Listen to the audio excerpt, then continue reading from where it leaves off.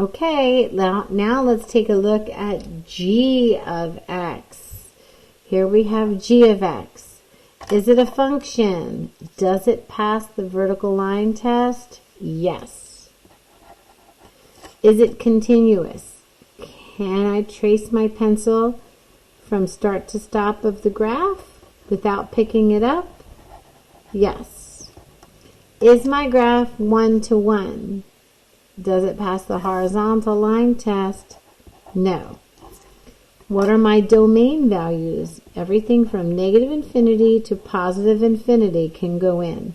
Because this graph continues on in both directions, all of these x values in a positive and negative sense are all possible values. My range, however, is different. Notice that this -1 is the smallest my output goes, but it continues on up to positive infinity. All right, so let's get back to talking about that ant. Where is my ant climbing uphill? He is climbing uphill from, and remember, it's a conversation in your x values, from -2 on to an x value of infinity. That ant is climbing the hill. Now remember, it's not included because he's not going uphill until after he leaves that coordinate. All right, where's the ant decreasing? So here he is climbing along. He's coming down the hill from negative infinity up to, and remember, it's a conversation of x's, -2, not including that -2. Where is it constant? There is no interval. So that is an answer of none. Okay, let's talk about our x-intercepts. Right here and right here. So we can say that the first intercept is over -1, 2, 3. And my second intercept is over -1. What is my y-intercept? If I go over 0 and up 1. What is the maximum of my graph? Guess what? There is no maximum. There is none. What is the minimum? This point here is going to be, and give me an xy ordered pair, right? It's going to be over -2 and down 1. All right, so as g, or as x approaches negative infinity, where does g of x, where does the result go? So as my x's get smaller and smaller, do you see how my graph is going higher and higher?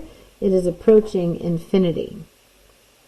As my x's get bigger and bigger and bigger and bigger and bigger, where is my graph going? Up higher to infinity.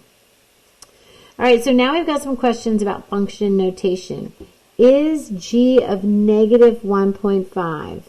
Here's -1, -1.5. So g of that is going to be right here because I have an input of -1.5, and it's asking me about what is this value. So if -1.5 goes in, is the answer positive or negative? It's going to be a negative output. What is g of -4? An input of -4, 1, 2, 3, 4, has an output of +1. Hey, I got a -2 as an output. What x value? None. Because this output, there is no, if I look at this -2, this output of -2, there's no part of the graph that's down there. All right, if I got a 3 as an output, 1, 2, 3, here's one point, and here's another point.